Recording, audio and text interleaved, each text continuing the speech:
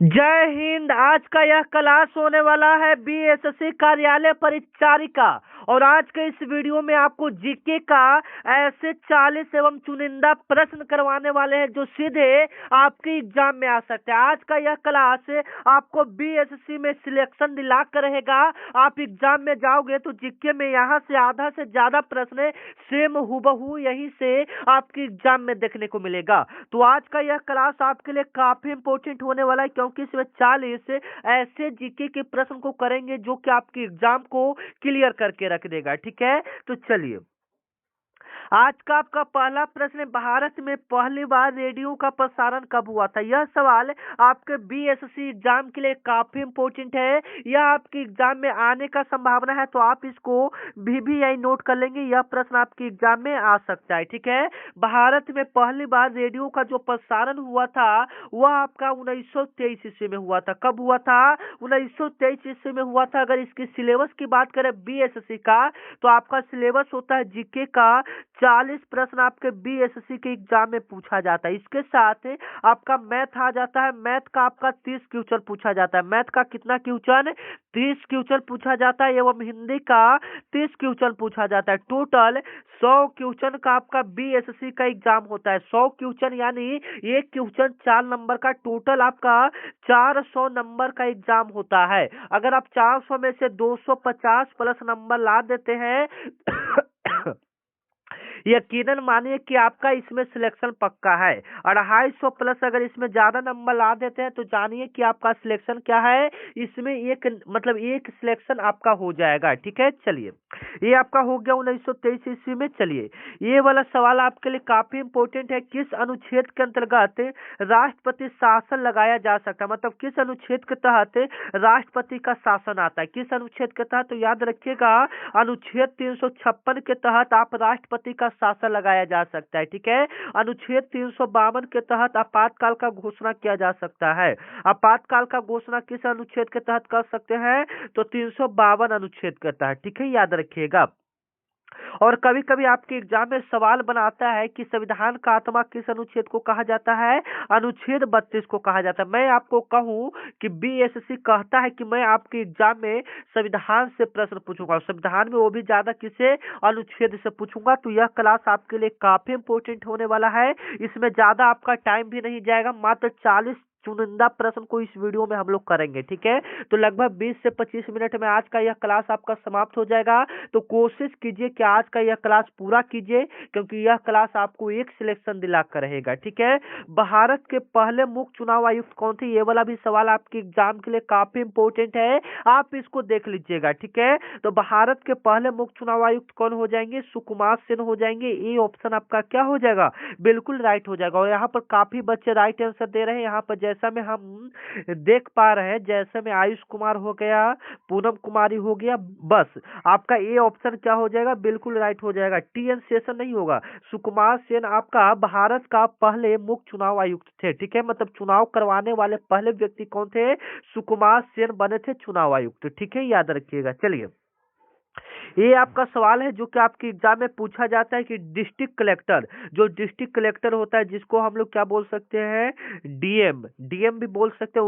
उसका नियुक्ति किसके द्वारा किया जाता है? डिस्ट्रिक्ट कलेक्टर का नियुक्ति किसके द्वारा किया जाता है? तो वह राज्य सरकार जो होता है, आपका जो भी राज्य का रहेगा वह उसका नियुक्ति करेगा। याद रखिएगा डी ऑप्शन बिल्कुल क्या हो जाएगा? बिल्कुल राइट हो जाएगा। वहां का मतलब मुख्यमंत्री डिस्ट्रिक्ट कलेक्टर को नियुक्त करता है। क्लियर हो गया? चलिए, और यहाँ पर सवाल पूछता है कि राष्ट्रपति का कार्यकाल कितने वर्षों का होता है? तो याद रखिएगा राष्ट्रपति का कार्यकाल 5 वर्षों का होता है। कितने वर्षों का होता है? 5 वर्षों का होता है। याद रखिएगा। ठीक है, चलिए ये वाला सवाल आपके बीएसएससी के एग्जाम में काफी बार रिपीटेड है, तो आप इसको अच्छे से देख लेंगे। भारत में पहली बार पंचवर्षीय योजना का मुख्य उद्देश्य क्या था? भारत में पहली बार पंचवर्षीय योजना का मुख्य उद्देश्य क्या था? तो सबसे पहले पहली पंचवर्षीय योजना की बात करेंगे। अगर आपको पता है तो आप इसका जवाब कमेंट में दीजिएगा। पहले मैं आपको क्लियर कर दूं, इसमें जीके का 40 क्वेश्चन बताएंगे। ठीक है, तो कोशिश आप लोग कीजिए कि इसमें से 20, मतलब आज जाने कि आप एक टेस्ट दे रहे हैं, टेस्ट के रूप में कोशिश कीजिए कि 20 में से कम 30 क्वेश्चन आपका सही हो जाए। ठीक है, तो कोशिश कीजिए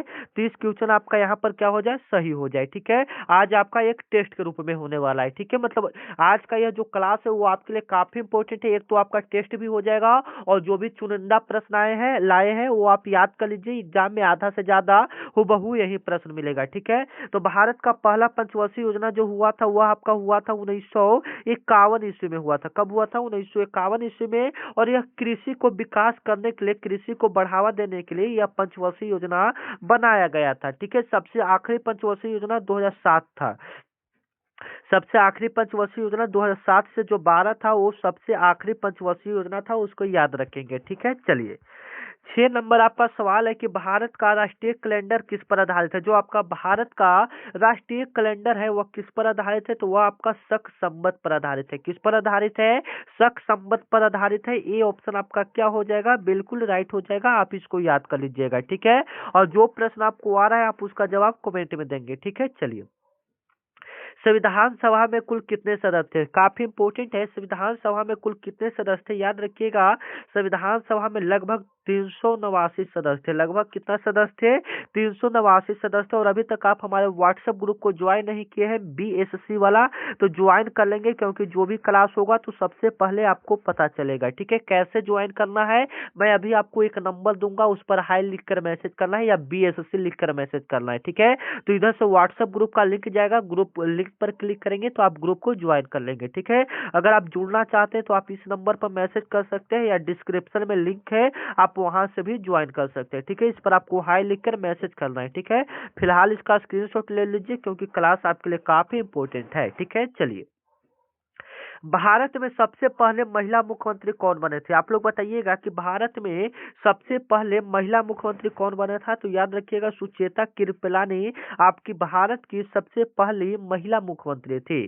सुचेता कृपलानी जो कि उत्तर प्रदेश की बनी थी, याद रखिएगा। ठीक है, और यहाँ पर बिहार का ज्यादा पूछा जाता है कि बिहार की पहली महिला मुख्यमंत्री कौन थी? तो याद रखिएगा राबड़ी देवी। कौन थी बिहार की पहली महिला मुख्यमंत्री? राबड़ी देवी थी, याद रखिएगा। ठीक है, चलिए 9 नंबर आपका सवाल है कि किस राज्य में छठ पूजा को राजकीय पर्व का दर्जा प्राप्त है। ये वाला सवाल आपके एग्जाम में पूछ सकता है, क्योंकि जो BSC का एग्जाम होता है यह बिहार सरकार एग्जाम लेता है, बिहार स्टाफ सिलेक्शन कमीशन, यानी बिहार का एग्जाम होता है, तो बिहार से संबंधित आपका प्रश्न पूछेगा। तो ये बी ऑप्शन क्या हो जाएगा? बिल्कुल राइट हो जाएगा।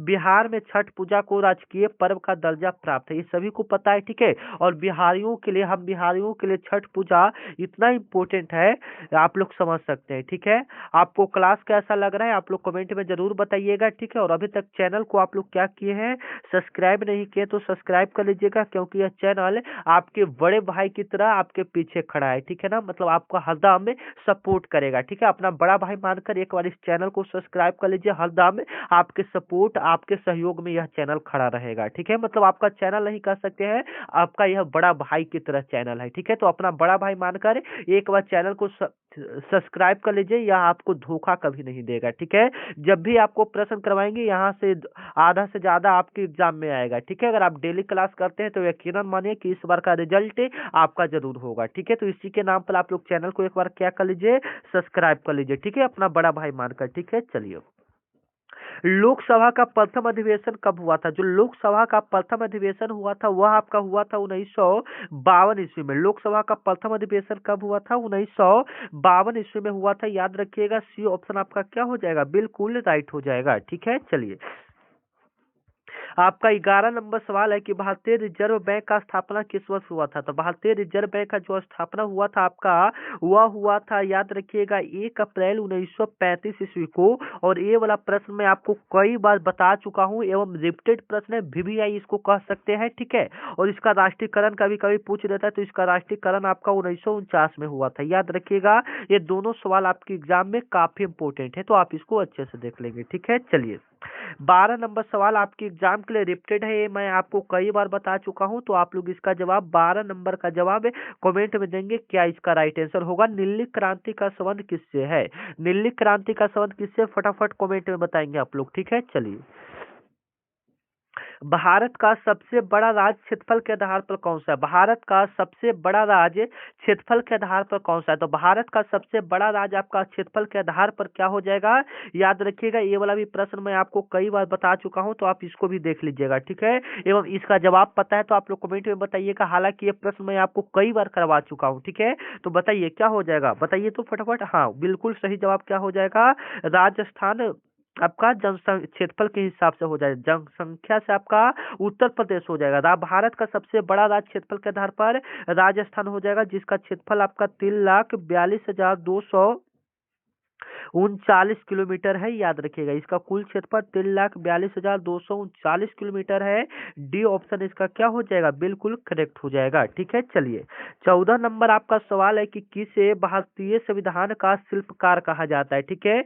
किसे भारतीय संविधान का शिल्पकार कहा जाता है? काफी इंपोर्टेंट सवाल है, तो आप इसका जवाब दीजिए। किसे कहते हैं? तो डॉक्टर भीमराव अंबेडकर को भारतीय संविधान का शिल्पकार कहा जाता है, मतलब उनका जनक कह सकते हैं। ये आपका सी वाला ऑप्शन क्या हो जाएगा? बिल्कुल राइट हो जाएगा, ठीक है। याद रखिएगा, डॉक्टर राजेंद्र प्रसाद को संविधान सभा का मतलब अस्थाई अध्यक्ष कह सकते हैं। अध्यक्ष कौन हो जाएंगे? आपका अध्यक्ष कौन हो जाएंगे? याद रखिएगा, अध्यक्ष आपका क्या हो जाएगा? डॉक्टर राजेंद्र प्रसाद हो जाएंगे, ठीक है। चलिए 15 नंबर आपका सवाल है, भारत में पहली पहली जनगणना किस वर्ष हुई थी? मतलब पूरी तरह से किस वर्ष हुआ था? तो याद रखिएगा, पूरी तरह से मतलब पूरी तरह से पूछ रहा है, तो ये आपका 1881 ईस्वी में पूरी तरह से पूर्ण रूप से आपका जनगणना कब हुआ था? याद रखिएगा, पूर्ण रूप से आपका जनगणना हुआ था 1881 ईस्वी में। अगर पहली जनगणना पूछ दे तो याद रखिएगा 1872 ईस्वी में आपका पहला जनगणना हुआ था, ठीक है। चलिए 16 नंबर आपका सवाल है कि राज्यसभा का सभापति कौन होता है? राज्यसभा का आपका सभापति कौन होता है? याद रखिएगा, राज्यसभा का सभापति उपराष्ट्रपति वाइस प्रेसिडेंट होता है, ठीक है। और लोकसभा का आपका कौन होता है? ये भी याद रखिएगा, लोकसभा का आपका राष्ट्रपति कौन होता है? लोकसभा का मतलब सभापति कौन होता है? तो अध्यक्ष होता है, स्पीकर महोदय जी होते हैं। याद रखिएगा, कौन हो जाएगा? अध्यक्ष हो जाएगा, ठीक है। चलिए 17 नंबर आपका सवाल है कि हरित क्रांति का संबंध किस फसल से संबंधित है? मतलब हरित क्रांति का संबंध किस फसल से है? आप लोग बताइएगा। ये वाला भी प्रश्न आपको कई बार मैं रिपीटेड करवा चुका हूँ, ये प्रश्न आपके एग्जाम के लिए रिपीटेड है, तो आप इसको अच्छे से देख लेंगे। हरित क्रांति का संबंध आपका किस फसल से है? तो याद रखिएगा, हरित क्रांति का जो संबंध है वो आपका किस फसल से हो जाएगा? गेहूं से हो जाएगा, यानी गेहूं, ठीक है। याद रखिएगा। चलिए बिल्कुल राइट आंसर आ रहा है, आप लोग ऐसे ही जवाब देते आइए, ठीक है ना। और यहाँ पर देखना चाहेंगे कौन कौन बच्चा, एक पुष्पा कुमारी, ठीक है। आप लोग ऐसे जवाब दीजिए। ये पुष्पा कुमारी जो है, ये डेली क्लास करते हैं, इनको इनका मतलब मैं चाहता हूँ कि इस बार रिजल्ट हो जाएगा, मतलब ऐसा मुझे लग रहा है, क्योंकि ये जो भी क्लास होता है सभी में इनका कमेंट आता है, ठीक है। बिल्कुल अच्छा है, आप ऐसे ही तैयारी कीजिए, ठीक है। चलिए अभी क्लास आप मेरा आवाज सुन रहे हैं, तो आप ऐसे ही तैयारी कीजिए, बहुत ही आप मेहनत कर रहे हैं, ठीक है। चलिए, और भारत में आपका पीडीएफ भी ग्रुप में डाल दिया गया है, आप उसे भी याद कर लेंगे, ठीक है। भारत में और जो भी क्लास देख रहे हैं, मैं सबको कहना चाह रहा हूँ कि आज का यह क्लास और इसका पीडीएफ मैं आपको ग्रुप में डाल दूंगा, ठीक है। तो एक बार कमेंट कर दीजिएगा कि हाँ सर पीडीएफ चाहिए, तो एक बार कमेंट जरूर कीजिएगा, ताकि हमें भी पता चलना चाहिए कि कितने बच्चों को पीडीएफ का नीड है, कितने बच्चों को पीडीएफ चाहिए। एक बार कमेंट जरूर कर देंगे, ठीक है। भारत में पंचायती राज व्यवस्था को संवैधानिक दर्जा कब मिला था? भारत में जो पंचायती राज व्यवस्था है उसको संवैधानिक दर्जा कब मिला था? याद रखिएगा, 1992 ईस्वी में उसको संविधान में दर्जा मिल गया था, याद रखिएगा, ठीक है। चलिए 19 नंबर आपका सवाल है, और ऐसा एक सवाल आपके एग्जाम में पूछा गया है, और यह जो सवाल है यह आपके खान सर की किताब से चुनिंदा प्रश्न है, जो आपके एग्जाम में पूछा जा सकता है, ठीक है। तो याद रखिएगा, बिहार का राज्य पशु आपका क्या हो जाएगा? याद रखिएगा, ये आपका बैल हो जाएगा, ये आपका क्या हो जाएगा? बैल हो जाएगा, ठीक है। याद रखिएगा, ये सभी को पता है, और आधा से ज्यादा बच्चा को मतलब हल्का सवाल का भी जवाब नहीं आता है, ठीक है। तो आप लोग इसका जवाब कमेंट में दीजिएगा, 1 मिनट। चलिए 20 नंबर सवाल है, और दिवस से आपको पता है कि आपके बीएसएससी के एग्जाम में दिवस से एक सवाल पूछा जाता है। ये वाला सवाल काफी इंपोर्टेंट है, तो आप अच्छे से देख लेंगे। राष्ट्रीय एकता दिवस कब मनाया जाता है? राष्ट्रीय एकता दिवस कब मनाया जाता है? काफी इंपोर्टेंट है, तो आप इसको अच्छे से देख लेंगे।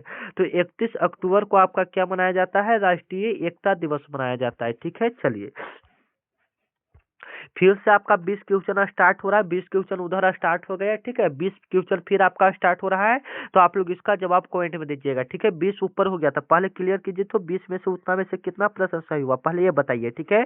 फिर इसके बाद 20 प्रश्न करवाएंगे, तो इसमें से 20 में से कितना प्रश्न सही करते हैं ये कमेंट में बताइएगा, ठीक है। तो चलिए आपका स्टार्ट हो रहा है, जो कि आपके लिए काफी इंपॉर्टेंट है। भारत में पहला आम चुनाव किस वर्ष हुआ था? काफी इंपॉर्टेंट है कि भारत में पहला आम चुनाव किस वर्ष संपन्न हुआ था। काफी इंपॉर्टेंट एवं वीवीआई क्वेश्चन है, ये आपको पता होना चाहिए। ये आपकी एग्जाम बीएसएससी के लिए काफी इंपॉर्टेंट है। आपको ऑप्शन देखकर पता चल जाएगा। 1951 से 1952 ईस्वी में, 1951 से 1952 में भारत का पहला आम चुनाव हुआ था। सी ऑप्शन आपका क्या हो जाएगा? बिल्कुल राइट हो जाएगा। सी ऑप्शन बिल्कुल क्या हो जाएगा? राइट हो जाएगा, ठीक है। चलिए 2 नंबर आपका सवाल है कि अखिल भारतीय सेवा में कौन सा सेवा शामिल नहीं है? अखिल भारतीय सेवा में कौन सा सेवा शामिल नहीं है, ठीक है। तो याद रखिएगा, जैसे में ये सब आईएएस, आईपीएस, आईपीएस ये सब आपका आता है, अखिल भारतीय सेवा में आता है, लेकिन आईआरएस आपका नहीं आता है। आईआरएस आपका नहीं आता है, याद रखिएगा, ठीक है। चलिए 3 नंबर आपका सवाल है, जो कि आपके लिए काफी इंपॉर्टेंट है बाबू, इसको आप अच्छे से देख लेंगे कि भारत की पहली महिला, इसके ऊपर हम लोग सवाल में किए थे मुख्यमंत्री ना, कि भारत की पहली महिला मुख्यमंत्री कौन था। अब यहाँ पर राज्यपाल की बात कर रहा है, ठीक है। भारत का पहली महिला राज्यपाल कौन थी? याद रखिएगा, भारत की पहली महिला राज्यपाल कौन थी? याद रखिएगा, सरोजिनी नायडू थी। कौन थी? सरोजिनी नायडू थी। बी ऑप्शन आपका क्या हो जाएगा? बिल्कुल राइट हो जाएगा, सरोजिनी नायडू, ठीक है। चलिए 4 नंबर आपका सवाल है कि संविधान का कौन सा अनुच्छेद राष्ट्रपति को आपातकाल लगाने का शक्ति देता है? मतलब संविधान का ऐसा कौन सा अनुच्छेद है जो राष्ट्रपति को आपातकाल लगाने का शक्ति देता है? मतलब वो चाहेगा उस अनुच्छेद के तहत राष्ट्रपति आपातकाल लगा सकता है, तो अनुच्छेद 352 के तहत। और शासन से संबंधित है 356, याद रखिएगा। अनुच्छेद 370 आपका जम्मू कश्मीर से संबंधित है। अनुच्छेद 370 किससे संबंधित है? ये आपका जम्मू कश्मीर से संबंधित है। डी ऑप्शन आपका क्या हो जाएगा? बिल्कुल राइट हो जाएगा, ठीक है। चलिए 5 नंबर आपका सवाल है, भारत का राष्ट्रीय गीत किसने लिखा था? जो भारत का राष्ट्रीय गीत आपका वंदे मातरम है, उसको किसने लिखा था? वंदे मातरम, एक मिनट, वंदे मातरम, वंदे मातरम किसने लिखा था? याद रखिएगा, वंदे मातरम आपका बंकिम चंद्र चट्टोपाध्याय ने लिखा था। ए ऑप्शन आपका क्या हो जाएगा? बिल्कुल राइट हो जाएगा। वंदे मातरम किसने लिखा था? बंकिम चंद्र चट्टोपाध्याय ने लिखा था, ठीक है। चलिए किस नदी को बिहार का शोक कहा जाता है? किस नदी को बिहार का शोक कहा जाता है? याद रखिएगा, हम लोग कोसी नदी को बिहार का शोक कहा जाता है। कोसी नदी को क्या कहा जाता है? बिहार का शोक कहा जाता है। यह नदी आपका नेपाल के गंगोत्री से निकलता है, जो कि बिहार में बहुत ही जान माल की अपार क्षति करता है, ठीक है। ये सवाल आपको कई बार रिपीटेड हो चुका है, आप इसको अच्छे से कर लीजिएगा, यह आपके एग्जाम के लिए वीवीआई प्रश्न साबित होगा, ठीक है। चलिए भारत का पहला विधि मंत्री कौन था? भारत का पहला आपका विधि मंत्री कौन था? याद रखिएगा, भारत का आपका पहला विधि मंत्री डॉक्टर भीमराव अंबेडकर थे। कौन थे? पहला विधि मंत्री कौन थे? डॉक्टर भीमराव अंबेडकर थे। आप इसको याद कीजिएगा। भारत का फर्स्ट प्राइम मिनिस्टर कौन था? याद रखिएगा, भारत का पहला प्रधानमंत्री कौन थे? तो याद रखिएगा, पंडित जवाहरलाल नेहरू थे, ठीक है। चलिए 8 नंबर आपका सवाल है कि संविधान सभा का, ये वाला सवाल आपको कई बार एग्जाम में पूछा जा चुका है, ये आपके एग्जाम के लिए वीवीआई है, तो आप इसको नोट कर लीजिएगा, ठीक है। भारत संविधान सभा की पहली बैठक कब हुई थी? काफी इंपोर्टेंट है। तो संविधान सभा की जो पहली बैठक हुई थी वो आपका हुआ था 9 दिसंबर 1946 ईस्वी को। ये वाला जो ऑप्शन आप लोग देख रहे हैं, ये वाला ऑप्शन क्या हो जाएगा? बिल्कुल करेक्ट हो जाएगा। संविधान सभा की पहली बैठक 9 दिसंबर 1946 ईस्वी को हुआ था, ठीक है। और अंतिम बैठक आपका हुआ था, वो भी याद रखिएगा, 23 जनवरी 1950 ईस्वी को भारतीय संविधान का अंतिम बैठक हुआ था, ठीक है। 24 जनवरी को आपका संविधान का अंतिम बैठक हुआ था, ठीक है। चलिए अगला प्रश्न है कि बिहार में पंचायती राज व्यवस्था कब लागू हुआ था? बिहार में पंचायती राज व्यवस्था आपका कब लागू हुआ था? याद रखिएगा, 1959 ईस्वी में आपका बिहार में पंचायती राज व्यवस्था लागू हुआ था। याद रखिएगा, बिहार में पंचायती राज व्यवस्था कब लागू हुआ था? 1959 ईस्वी में। अगर पूरी डेट की बात करेंगे तो याद रखिएगा 2 अक्टूबर 1959 ईस्वी में बिहार में पंचायती राज व्यवस्था का शुरुआत किया गया था, वो भी राजस्थान के नागौर जिला में। वो भी कहाँ? राजस्थान के नागौर जिला में आपका बिहार में पंचायती राज व्यवस्था का शुरुआत किया गया था। ठीक है, चलिए 10 नंबर आपका सवाल है कि भारतीय संसद के दोनों सदनों का संयुक्त बैठक की अध्यक्षता कौन करता है? जो भारतीय संसद के दोनों सदन होता है, पहला आपका होता है, दो सदन होता है। पहला आपका होता है लोकसभा, पहला आपका क्या होता है? लोकसभा। और दूसरा आपका होता है राज्यसभा, दूसरा आपका क्या होता है? राज्यसभा। याद रखिएगा दो सदन होता है, तो संयुक्त बैठक की अध्यक्षता कौन करता है ये भी याद रखिएगा। तो लोकसभा का जो स्पीकर अध्यक्ष महोदय होते हैं वही करते हैं। ये सी वाला ऑप्शन आपका क्या हो जाएगा? बिल्कुल राइट हो जाएगा। ठीक है, चलिए 11 नंबर आपका सवाल है कि भारत में पहला रेल मार्ग किन शहरों के बीच शुरू हुआ था? भारत में जो पहला रेल मार्ग है वह किन शहरों के बीच शुरू हुआ था? याद रखिएगा। तो ये आपका शुरू हुआ था, याद रखिएगा, मुंबई से थाने के बीच। ये आपका किस्सा कहाँ शुरू हुआ था?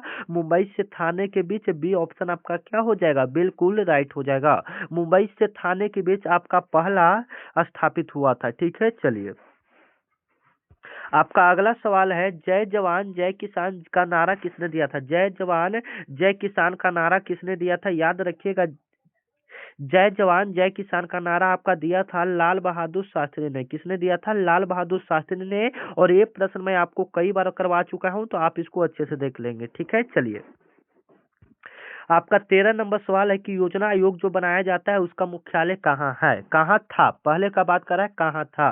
तो याद रखिएगा ये आपका नई दिल्ली में था। और योजना आयोग का स्थापना आपका 1950 ईस्वी में हुआ था। योजना आयोग का स्थापना 1950 ईस्वी में हुआ था। हालांकि इसका नाम बदलकर अब क्या कर दिया गया है?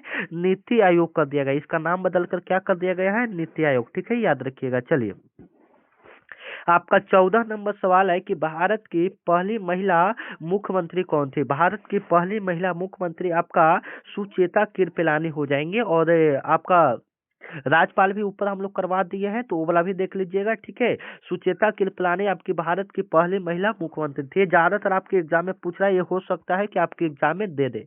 संविधान का कौन सा अनुच्छेद समानता का अधिकार देता है? मतलब ऐसा कौन सा अनुच्छेद है जो सभी व्यक्ति को एक समान अधिकार देता है? ठीक है, काफी इंपोर्टेंट सवाल है, आपको पता भी होना चाहिए। तो अनुच्छेद जो आपका 12 से 15 होता है वह सभी व्यक्ति को एक समान का अधिकार देता है। ठीक है, चलिए 16 नंबर आपका सवाल है कि बिहार का सबसे ऊंचा जलप्रपात कौन सा है? तो आपको लग रहा होगा कि ककोलत होगा, तो ये बिल्कुल गलत है। ककोलत भी नहीं होगा, तेल्हाड़ा भी नहीं होगा। ये दुर्गावती आपका जो है ये बिहार का सबसे ऊंचा जलप्रपात है। ऐसे तो कुंची कल आता है, कुंची कल एक नाम है, वो सबसे बड़ा जलप्रपात आता है। ठीक है, हालांकि ऑप्शन में वो नहीं दिया है। भारत में पहली बार जनगणना कब हुई थी? ये आपको ऊपर हम करवाए थे कि पूर्ण रूप से जनगणना कब हुआ था।